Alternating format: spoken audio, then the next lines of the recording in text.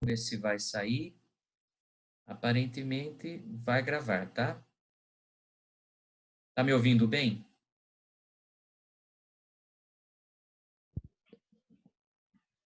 Estamos. Pelo menos eu Vocês tô. estão... Agora está, né? Vocês estão enxergando, por favor, a apresentação imobilizada de depreciação? Sim. Então, vamos lá. É... Bom, pessoal, vamos tentar fazer essa aula. Cada escola, cada instituição está usando uma maneira de trabalhar. Tem o Zoom, tem o Hangout, tem o Teams. Eu estou totalmente perdido com tanta coisa que a gente tem que fazer, gravar. Então, peço mais uma vez desculpa e paciência por vocês. Estamos começando aí com 15 minutos de atraso, né? Mas eu compenso vocês, nós vamos até a noite, tá bom? Vai. Oi, Lucas. Opa, oi, professor. Tudo bem? Bem, beleza. Então, tá bom. Então, vamos lá, pessoal. Para a gente ficar tranquilo, sempre desligando o microfone, né? E eu vou pedir para vocês o seguinte: cada um que tiver pergunta, pode acionar o microfone e fazer a pergunta na hora da apresentação, tá bom? Assim nós fazemos como foi na semana passada, se não me engano.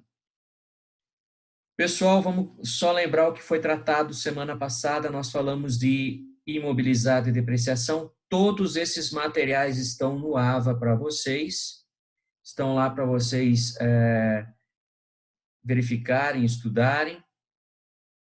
Então, vamos falar só, dar uma lembradinha em alguns conceitos da semana passada. Então, segundo a Lei 6.404/76, ou seja, de 1976, o artigo 179 fala assim: as contas serão classificadas do seguinte modo. Item 4º. No ativo imobilizado, os direitos que tenham por objeto bens corpóreos destinados à manutenção das atividades da companhia ou da empresa ou exercícios exercidos com esta finalidade, inclusive os decorrentes de operações que transfiram à companhia os benefícios, riscos e controle desses bens. Então, vejam que, mais uma vez, nós estamos aqui lembrando o que foi dito semana passada, que para ser imobilizado, nós temos que ter bens corpóreos e eles são obrigados a ter uma destinação para a manutenção, ou seja, para a operação da empresa. Como que nós vamos reconhecer o item como ativo imobilizado? Qual a condição? O custo de um item ativo imobilizado deve ser reconhecido como ativo se e apenas se for provável que os futuros benefícios econômicos associados ao item fluirão para a entidade, ou seja, se ele vai gerar futuros, o custo do item puder ser mensurável confiavelmente. Isso, nós, na letra B, nós vamos analisar hoje isso, nós vamos trabalhar com um negócio diferente hoje, que é o impairment, o teste de recuperabilidade, nós vamos conversar sobre isso. Temos uma nota aqui para ler, um item do ativo imobilizado que seja classificado para reconhecimento como ativo deve ser mensurado pelo seu custo. Então, vejam, eu comprei um veículo, um caminhão para minha empresa, comprei por 70 mil, mesmo que no mercado ele esteja valendo 100 mil, ele continuará sendo 70 mil, o valor de compra, o valor de custo desse veículo. Eu não posso mudar o valor de custo a não ser se eu fizer um teste de recuperabilidade, mas nós vamos fazer aí essa aula na sequência. Então, itens menores com características imobilizadas. Então, eu tenho aí peças de reposição, ferramentas, equipamentos de uso interno,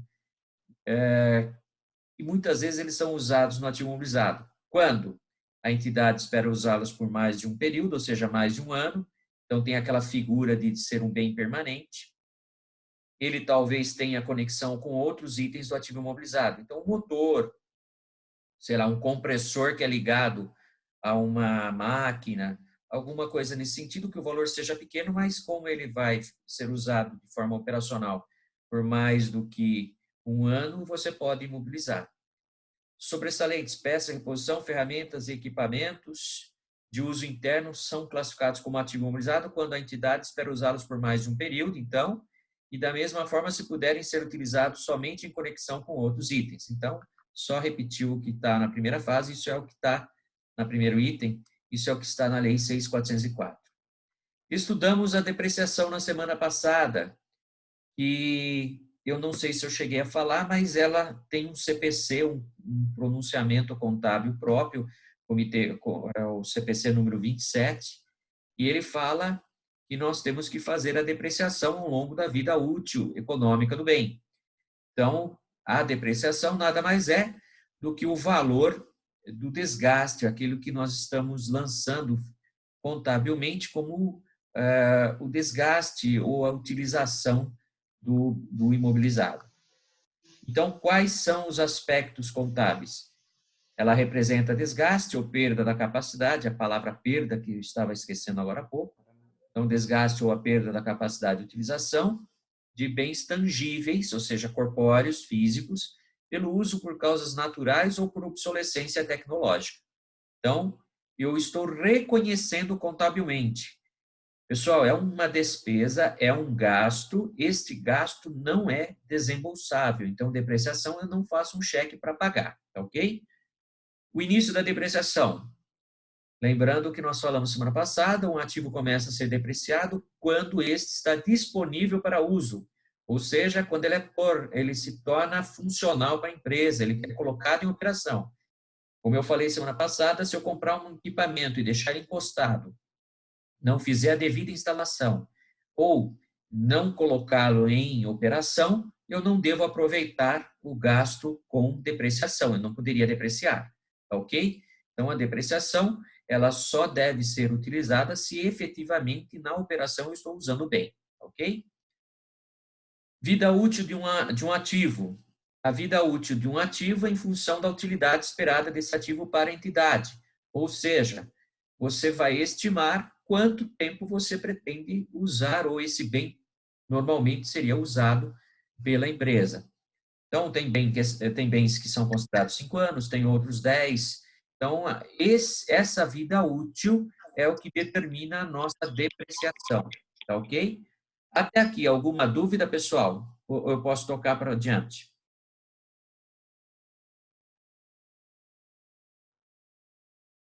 Esse silêncio, acho que ninguém tem dúvida.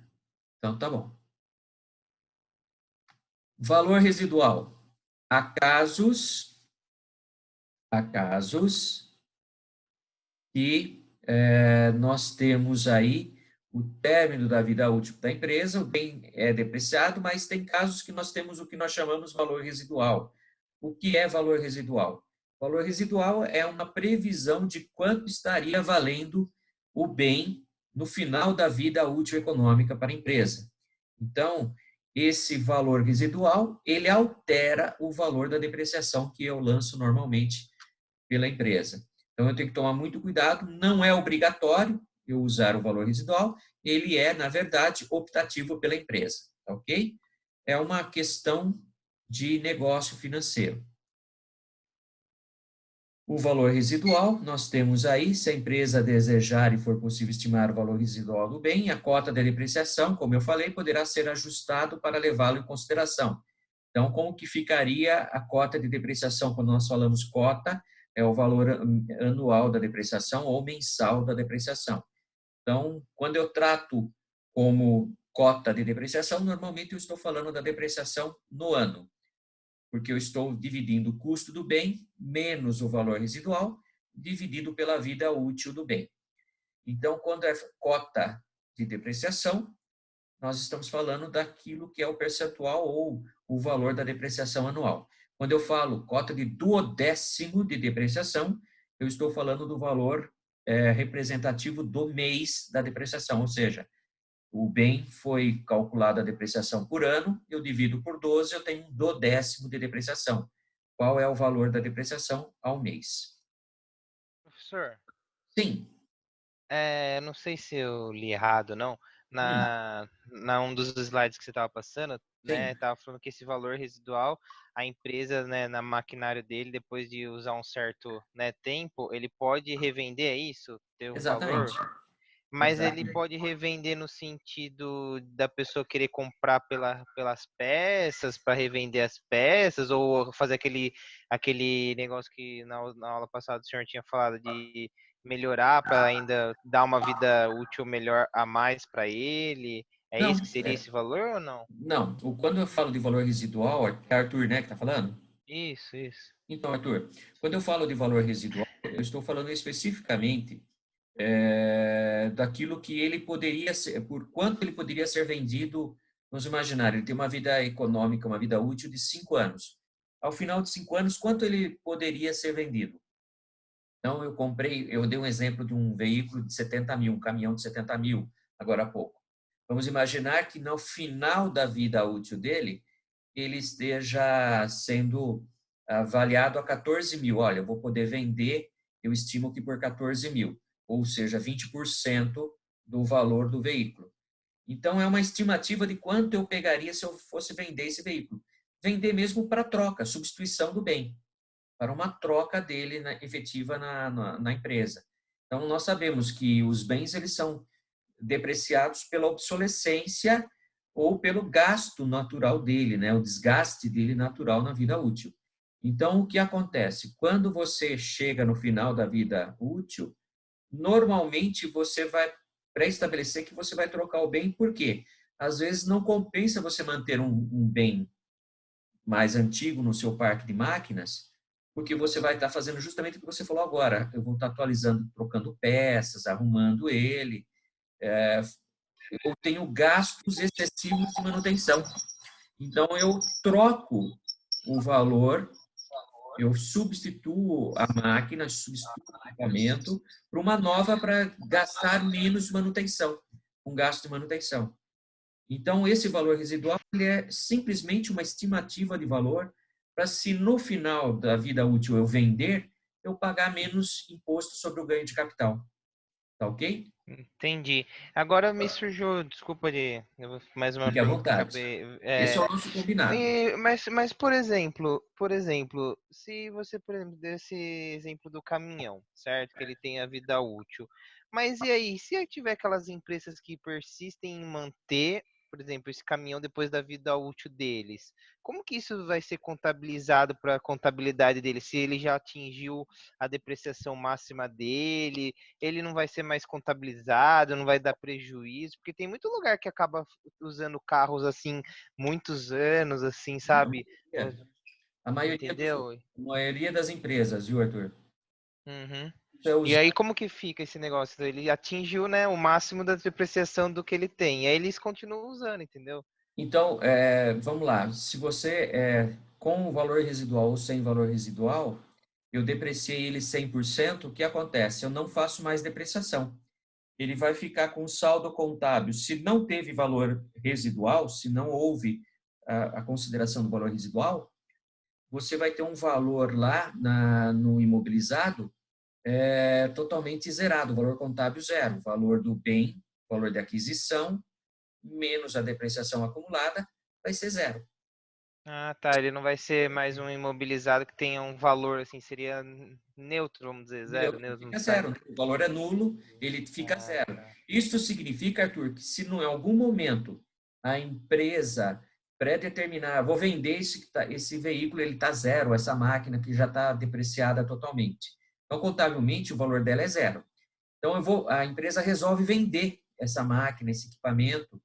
O que acontece? Pelo valor da venda, ela tem o lucro, o ganho de capital. É Ah, tá. sempre o valor da Entendi. venda. Entendeu? Entendi. Ah, entra como capital para eles, né? O que eles. Exatamente. É Entendi. 100% ganho de capital, 100% lucro. Ah, tá, entendi. Agora, Tá bom. veja, eu vou falar desse exemplo que está aqui na tela, o valor residual, né? Então, vejamos, tem um custo de aquisição do bem aqui de 300 mil, uma vida útil esperada de 10 anos e um valor residual de 20 mil. Então, significa o quê? Quem comprou esse equipamento, essa máquina, esse bem, ele pagou 300 mil. É isso que vai entrar na contabilidade, ou seja, a contabilidade vai registrar na conta imobilizado, conforme a Lei 6.404, que nós lemos no primeiro slide. Então, eu vou registrar contabilmente o custo de aquisição do bem. Como que eu faço? Débito, imobilizado, sei lá, máquinas e equipamentos, 300 mil. Crédito, uma saída de banco, de caixa, de 300 mil, se eu paguei à vista. Ou contas a pagar, duplicatas a pagar, se for a prazo. Mas está lá registrado por 300 mil. Eu tenho que registrar contabilmente o valor da aquisição do bem. Mas eu, internamente, como contador, eu vou lá e falo com a minha diretoria e nós esperamos que tenha um valor estimado de 20 mil de residual, ou seja, daqui 10 anos essa máquina, esse bem pode ser vendido por 20 mil. É uma estimativa. Então, o que acontece? Eu vou pegar os 300 mil, vou retirar 20 mil, extra contábil, hein?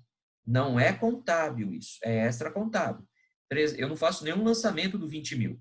Eu simplesmente pego dos 300 mil, tiro 20 mil e divido por 10 mil. Ou seja, 300 mil menos 20, o valor depreciável seria de 280 mil.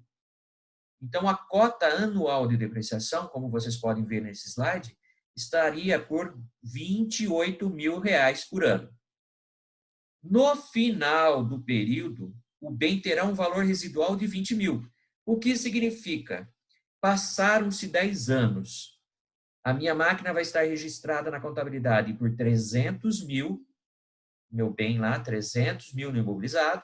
Embaixo vai ter uma depreciação acumulada de 280. Qual é o valor contábil desse bem? 20 mil. É isso que a contabilidade vai apresentar. Então, se ela está valendo 20 mil ao final de 10 anos, vamos imaginar que eu vendi por 50. Eu vou ter um lucro na venda, um ganho de capital de 30 mil, e esse 30 mil seria automaticamente tributável para a empresa. Tá ok? Alguma dúvida, pessoal? Não? Então, tá bom. O custo contábil. Então, como diz a Lei 6.404, atualizada pela 11.638, considera-se custo ou valor contábil do bem o valor de aquisição diminuído da depreciação acumulada correspondente. Então, veja, valor contábil ou custo contábil do bem é o valor do bem menos a depreciação. Por isso que no slide anterior eu falei, qual é o valor do bem? 300 mil que eu coloquei como imobilizado, menos a depreciação total ao final de 10 anos de 280 mil. Então, eu tiro a depreciação e tenho o valor do bem, que deveria ficar especificamente naquele exemplo, 20 mil reais de residual. Se não tivesse residual, se não tivesse separado 20 mil na depreciação, o que eu estaria fazendo?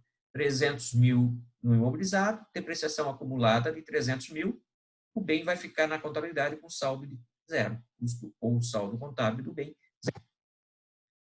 Gente, ganho ou perda de capital que eu estou citando na alienação de bens do ativo imobilizado. Quando eu falo alienação de bens, eu estou falando de venda, né? Ao alienar bens do ativo imobilizado, a empresa pode obter um resultado que nós chamamos contabilmente extra contábil, porque na contabilidade hoje é tudo operacional, mas vamos falar assim, ele é um extra contábil, ele é não operacional, né?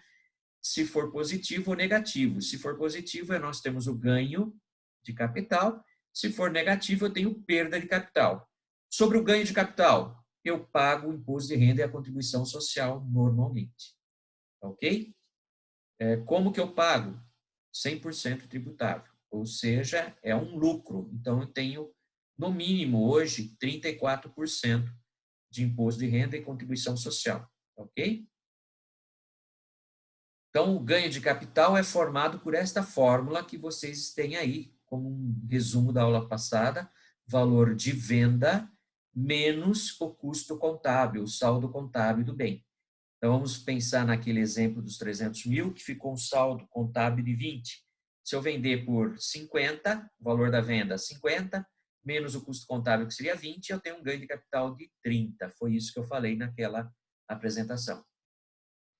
Como que eu contabilizo a depreciação para a gente, que é o mais importante para nós contadores, além de controlar o bem e a depreciação, é a contabilização, né?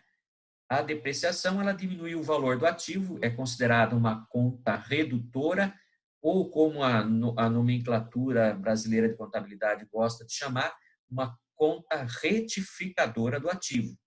Então, ela é uma conta do ativo não circulante, e uma conta retificadora. Significa que ela é de natureza credora, ela diminui o ativo. Então, a contrapartida dessa depreciação, como a depreciação ela é uma conta retificadora do ativo, eu tenho que ter uma conta devedora como contrapartida.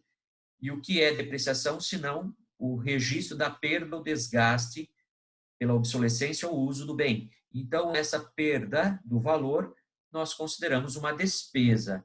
Então, débito de despesa com depreciação ou encargos de depreciação e um crédito de depreciação acumulada lá no ativo. Então, está aqui o lançamento para vocês. Débito, encargos de depreciação, pode ser custo ou despesa. Numa empresa industrial, eu tenho que tomar cuidado, porque a depreciação vai ser classificada como custo, e daí entra na formação do preço, do custo do produto, né, no valor do estoque do produto. Então, por isso que se fala encargos de depreciação, custo ou despesa, e o crédito, depreciação acumulada, um ativo não circulante, uma conta retificadora do ativo imobilizado. É isso, gente. Agora eu gostaria que vocês abrissem o microfone, todo mundo, e fizessem perguntas, o que vocês entenderam, se não entenderam, se querem esclarecer alguma coisa.